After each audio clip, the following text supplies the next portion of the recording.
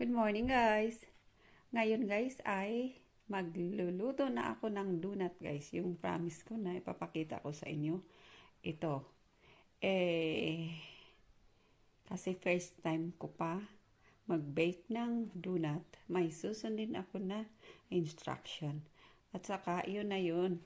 Yung donut mix, isang egg, 15 grams of butter, and ayan 40 ml of milk, and ito yung icing mix. Gagawin din natin yan mamaya. Okay, mag-start na tayo, pero i-melt ko muna itong butter. Dito sa microwave guys, i-melt ko yan ang butter. Okay,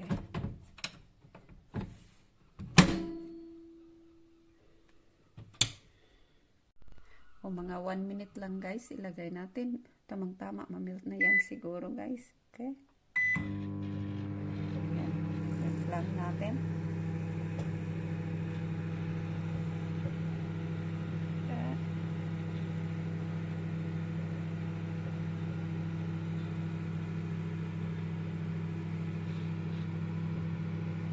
Na-melt na siya guys, so i-cancel ko na lang dito.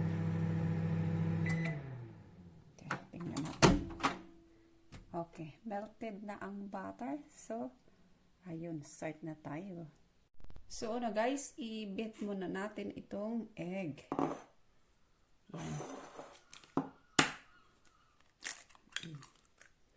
Ayan.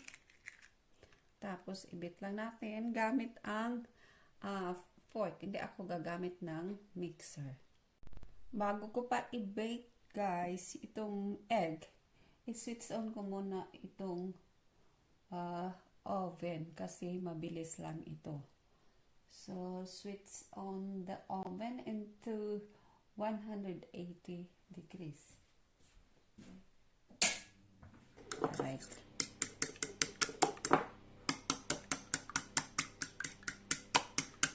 Okay, and then set aside. Next natin gagawin ay ilagay natin sa mixing bowl yung donut mix.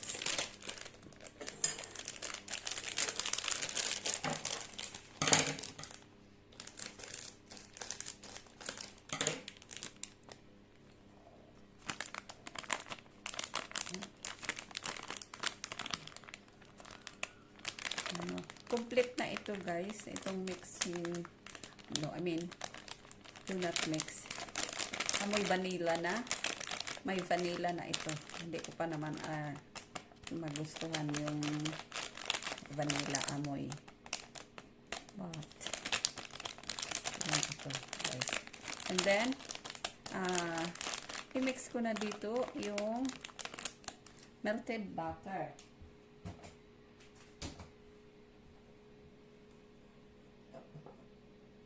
Diretso na lang guys, melted butter.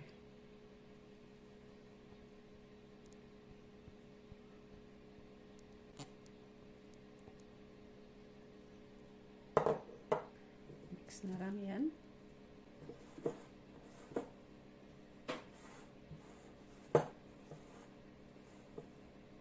And then, isunod na lang yung milk. Yung 40 ml of milk. Ang halo na ito guys. Last natin isusunod ang egg. Diba very nice looking siya. Small lang talaga. Okay, add natin itong egg.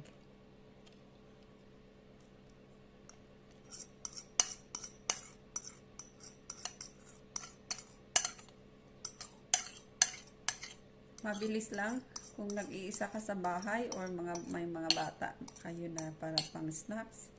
Mabilis lang ito lutuin. So, ayun. Mix na lang siya na maayos. Okay guys, ayun. Mix na siya masyado guys. Ngayon ay ilalagay na natin doon sa donut mold.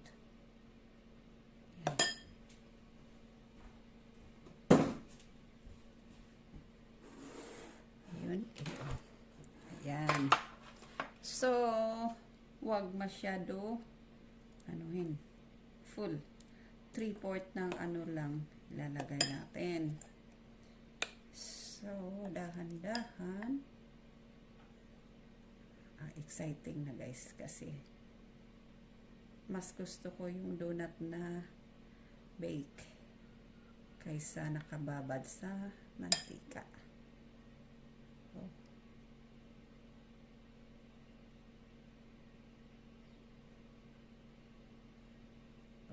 Oh. Wait lang. Ayun ang gagawin natin sa lahat. Ayun, 3/4 na yan, di ba? So, ito lahat punuin natin. Okay? O, ayan na guys. Apat lang yung donut mold ko. So, meron pang natira mga 2 or 1. So, i-bake na natin siya ng 18 to 20 minutes or hanggang magiging brown na itong ating donut. Ayan, keep on watching guys. Okay guys, i-check na natin guys. Exactly 17 minutes lang. Oh, see. Alright, here we go. Ayun na guys, ang donut natin. Okay. Pero kailangan siya palamigin bago lagyan ng icing. Okay, palamigin muna natin guys. Dito sa icing mix guys, ilagay na natin yung boiled water. Ayan. And then, i-blend lang natin hanggang maging thicken yung mixture. Okay? Ayun na guys, yung icing guys, napalpak. Oh, very watery.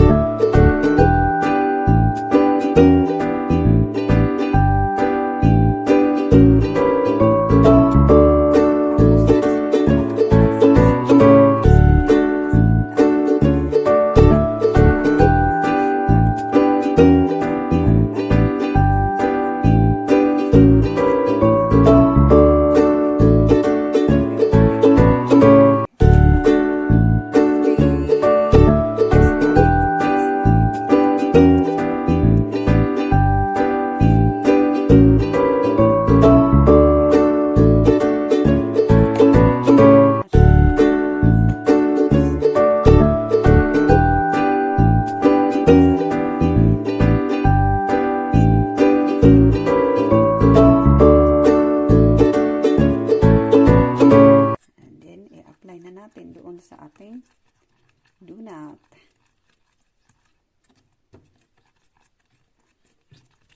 Ganito ako pag-try ako. Lagi akong palpak. Next time, nagawa ako ng sarili ko na ano guys. May recipe ako paano paggawa ng donut. Okay? Okay na yan. Right. Lagay na natin doon. Tamang-tama, lumamig na ating donut. So, okay guys, try na naman. Okay, dito. Hindi makita masyadong kasi. Okay lang yan. Ito, i-try natin kung anong resulta. Lagyan natin ng chocolate sa ibabaw.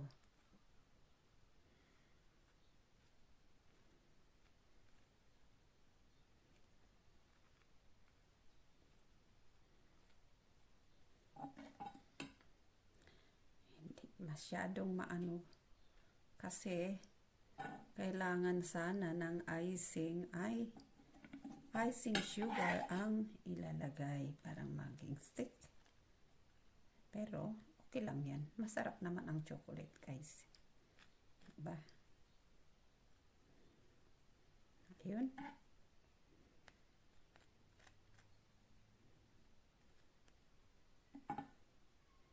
So, ayun guys. Oh, kita niyo guys. And then, lagyan natin siya guys ng mga decoration. Yung mga ano, ito ba guys? Strands. Mga multicolored na ano, yung mga sweets. Small sweets. Parang masarap siya. At maganda tingnan. Masarap naman kasi yan. First, itong multicolored ang ilalagay natin. Pang try.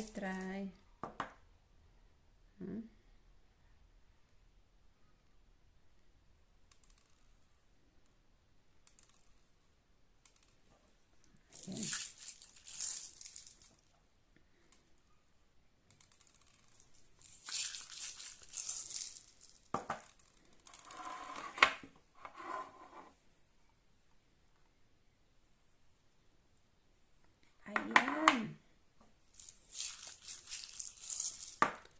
Sitakbuan yung iba guys.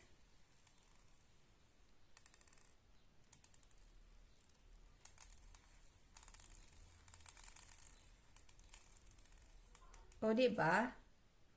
Oh, ba maganda na siya tingnan. Yan, mag-try na naman ako ng iba. Hindi pa balance. Oh. Yan, mas maganda pala siya tingnan guys. Oh, ganyan siya. So, ito naman. Isa na naman. Yung isa. Okay.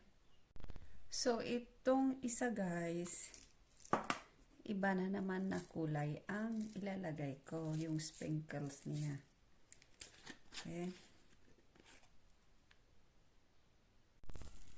Okay, ito.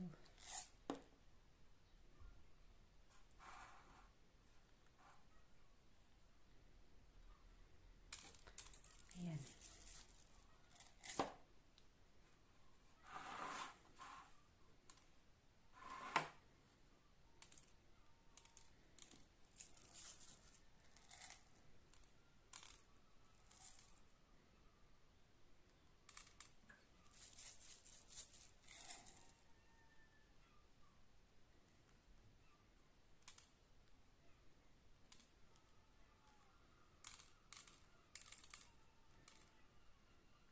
So, ayun.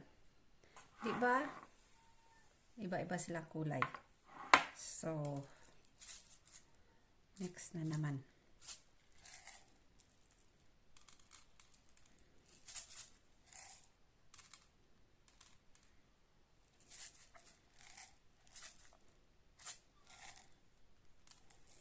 Right. Yan. Yun na naman. Iba, guys. Ayun na guys, yung nagawa ko na donut. See? First try pa lang yan. Hindi masyadong perfect. Nagkaano pa siya. Palpak. Pero, okay lang naman. Masarap.